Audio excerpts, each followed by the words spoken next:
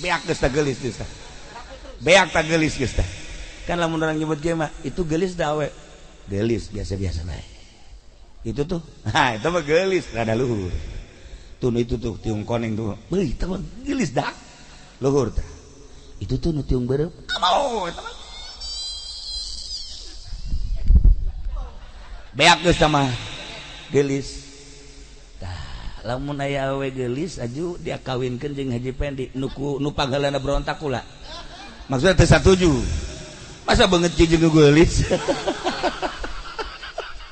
nah teu kudu dipelet lamun boga kayu iksir kadeulina Mang Haji teh kasep bae kadeulina ku sasaha bae ge kasep bae lain kulum Mang Haji mah ya Allah kulum bego payah jasa ya otakna ya SDM na ya